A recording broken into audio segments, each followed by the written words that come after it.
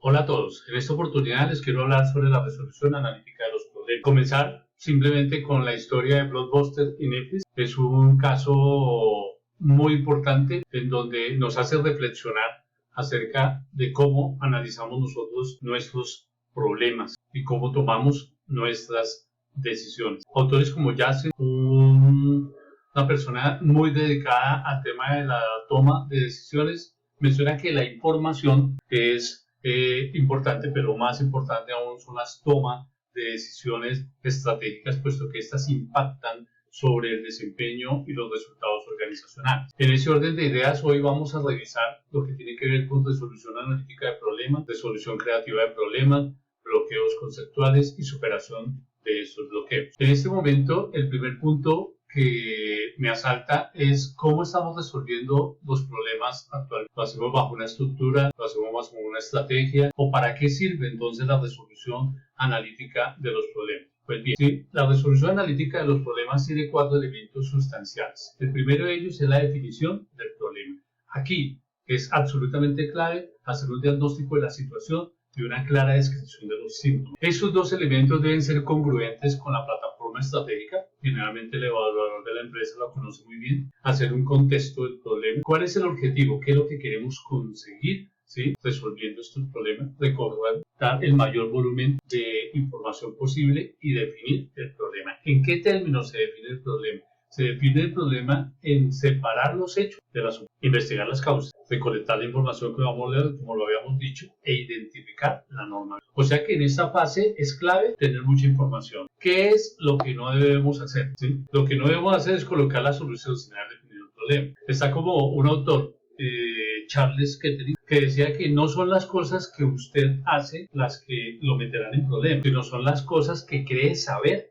y que en realidad esto tiene una limitación importante y es el grado de incertidumbre. Siempre nos vamos a enfrentar con información escasa, incompleta, ambigua, inconclusa. El segundo elemento de la resolución de los problemas es la generación de las alternativas. Yo traigo aquí dos elementos que son importantes: la fluidez del pensamiento y la flexibilidad. A través de la fluidez las personas podemos generar importante número de ideas, ¿sí? Pero a través de la flexibilidad es la calidad de cada una de esas ideas le puedan servir o constituirse como alternativas para que precisamente abordemos bien el problema. Si perseguimos dos conejos, seguramente ambos, ¿sí? Pues bien, ¿sí? Importante, ¿cuál es la norma violar? ¿Qué es lo que estamos transgrediendo? Otro aspecto importante, los datos, gráficos, conceptos actuales, bien definidos, porque entramos en la parte de la generación de las alternativas. En la generación de las alternativas no se evalúa, en la generación de las alternativas se recogen las ideas, ideas que provienen de las personas que están involucradas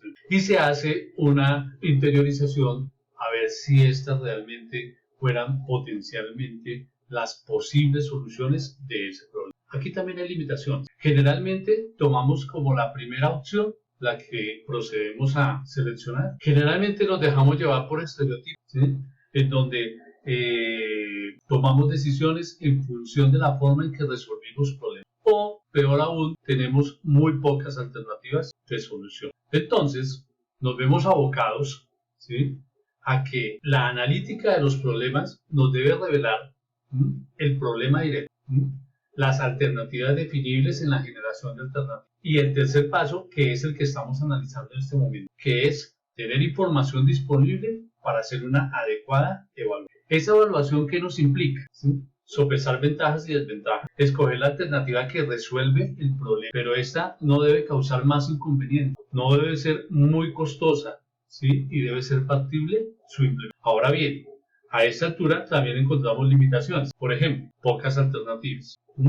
Segundo, colocamos en marcha una alternativa sin tener claridad acerca de lo que se define como problema, ¿sí?, o sencillamente elegimos por omisión o por defecto. Llegamos a la parte, al cuarto nivel, ¿sí?, del proceso de análisis de los problemas o de analítica de problemas, que es el plan de acción. Es lo más sencillo. Simplemente es poner a ejecutar lo que hemos decidido implementar, ¿sí?, y hacer el proceso de control a través de estrategias de seguimiento, ¿sí? Muy bien. Hasta aquí hemos visto lo que es básicamente la resolución analítica de los problemas. Vamos a entrar en algo que es importante y son los bloqueos conceptuales. ¿Qué son los bloqueos conceptuales? Los bloqueos conceptuales simplemente son obstáculos mentales que limitan lo que acabamos de ver. Nos limitan para definir los problemas y nos limitan quizás en el número y la calidad de las alternativas propuestas. Yo he identificado 4 que me parecen importantes. El primero es la constancia.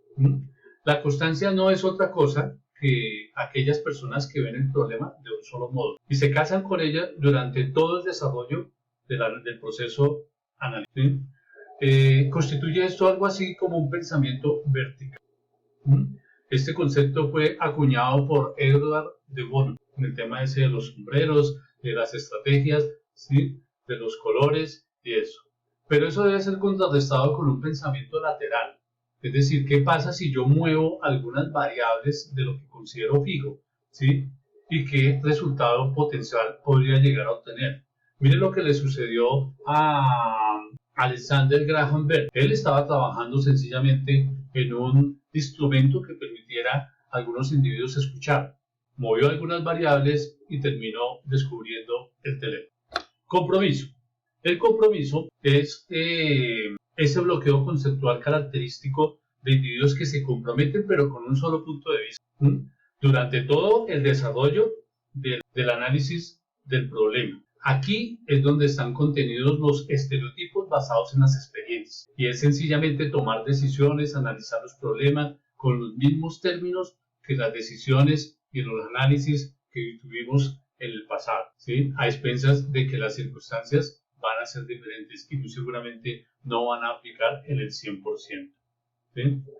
Un tercer elemento conceptual tipo bloqueo de la reducción, propia de aquellas personas que coartan las ideas de los que están involucrados en las personas, ¿sí?, abandonando, digámoslo así, información importante, datos relevantes. Un último bloqueo conceptual es la pasividad, sinónimo como de pereza mental. Quiere decir esas personas que tienen miedo de que los demás se den cuenta de que hay algún sesgo, algún sentido de ignorancia, ¿sí? Prefieren no hacer cuestionamientos, prefieren no hacer preguntas y prefieren quedarse con una sola vista, ¿sí?, dentro de ese proceso analítico de los problemas. ¿Cómo se supera? ¿Cómo se superan los bloqueos conceptuales? Teniendo en cuenta que los bloqueos conceptuales son modelos mentales, que los modelos mentales aparecen de hábitos de pensamiento que las personas han venido trayendo en la unidad del tiempo, pues sería muy difícil cambiarlos de un día para otro. Una propuesta es el pensamiento creativo, basado en 4 etapas. La primera, ¿sí?, es la etapa de pensamiento, de preparación, en donde yo tomo la información, reúno los datos, defino el problema, examino las alternativas, evalúo todo el contexto. Una segunda etapa puede ser la de incubación. En la etapa de incubación simplemente podría decirse que es una etapa inconsciente donde empezamos a hacer las conexiones de toda la información que ya hemos evaluado o examinado.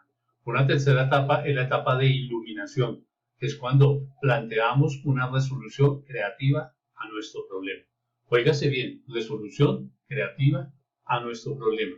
Y una etapa final, que es la etapa de verificación, en donde nuestra solución planteada a ese problema la comparamos contra un estándar generalmente aceptado. Hasta aquí hemos analizado la estructura de la resolución analítica de problemas, los bloqueos conceptuales y cómo podemos realizar algunas acciones de superación. Pero ¿qué es eso de los modelos de creatividad? Los modelos de creatividad son los que inspiran una resolución creativa de los problemas. Está basada en la teoría de los valores opuestos. Planteamos 4. El primero, inversión. La inversión como modelo de creatividad le permite a las personas conseguir rápidamente sus metas y ser muy competitivos. Por lo tanto, es propia de aquellos líderes que les interesa colocar productos y servicios muy rápido en el mercado, ¿cierto? Un ejemplo que nos podría explicar esta condición podría ser esa competencia que existe o existía entre Honda y Yamaha en el mercado de las motocicletas, siempre dominado por Honda. En un momento dado, Honda decidió incursionar en el tema de los automóviles. Entonces Yamaha dijo, esta es mi oportunidad.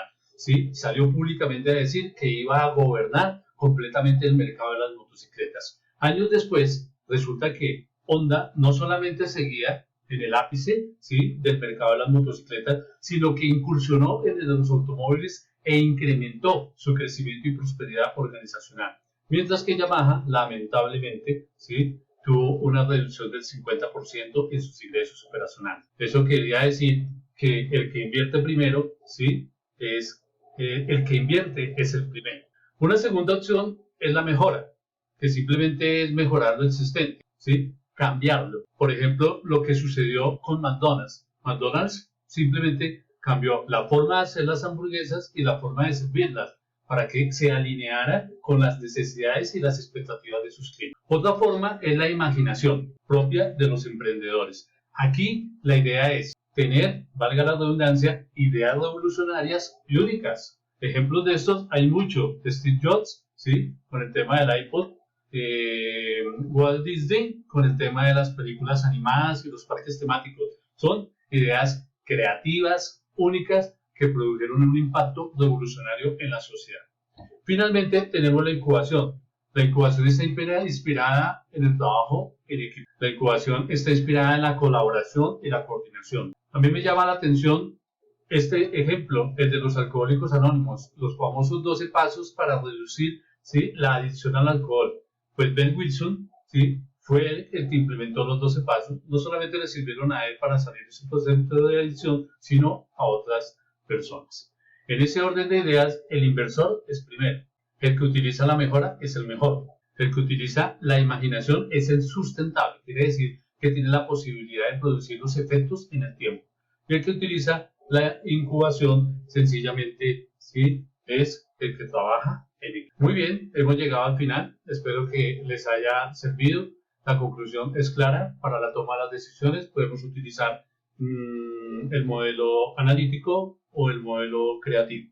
Pero sin lugar a dudas, los directivos y los líderes cada vez hacen mayores procesos de maduración para utilizar el proceso analítico, inspirado en el análisis y la gestión, y un poquito alejado de todo lo que tiene que ver con la experiencia y con la experimentación.